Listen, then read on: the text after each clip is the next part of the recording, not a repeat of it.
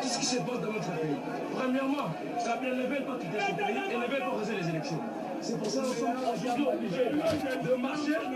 La police riposte avec des gaz lacrymogènes, jusqu'à ce que le cortège parvienne au boulevard Triomphal, aux abords du Parlement, où les forces de l'ordre ont tiré à balles réelles. Le ministère de l'Intérieur accuse certains manifestants d'avoir été armés ou d'avoir subtilisé des armes à des policiers.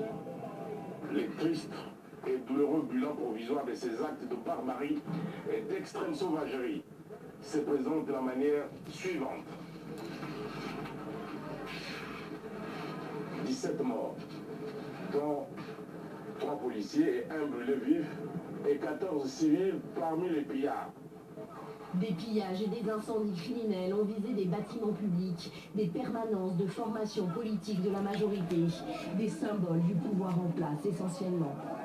Des manifestations similaires ont été interdites à Lubumbashi ou à Kisangani notamment. En revanche, à Goma, dans le nord Kivu, un rassemblement a été autorisé, tout comme à Bukavu, dans le sud Kivu, où quelques 300 personnes ont défilé sans encombre. L'appel à manifester avait été lancé par une large part de l'opposition dans tout le pays pour signifier au président Kabila son préavis, 3 mois avant l'expiration de son mandat, et exiger la convocation de la présidentielle, censée avoir lieu avant cette date. Voilà, ce sont les pires violences à Kinshasa depuis les émeutes de janvier 2015. Merci d'être avec nous, Freddy Kita. Vous êtes secrétaire général de Démocratie chrétienne, membre du Conseil des sages du rassemblement d'opposition qui avait justement appelé aux manifestations aujourd'hui. Un commentaire d'abord sur ces violences. D'abord, je tiens à présenter mes condoléances les plus sincères aux familles des victimes.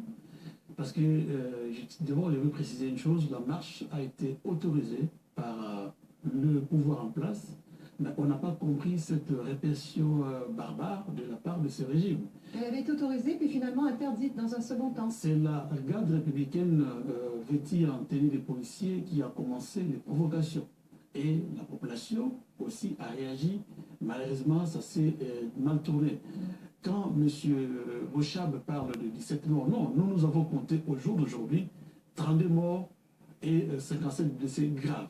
Selon vos informations sur place à Kinshasa? Selon nous étions sur le terrain. Il y a les informations qui arrivaient minute par minute. On a les images et nous savons que nous avons compté 32 morts et 57 blessés, je dis bien graves. Alors le bilan est lourd, en tout cas le bilan provisoire donné par le gouvernement, 17 morts, peut-être beaucoup plus.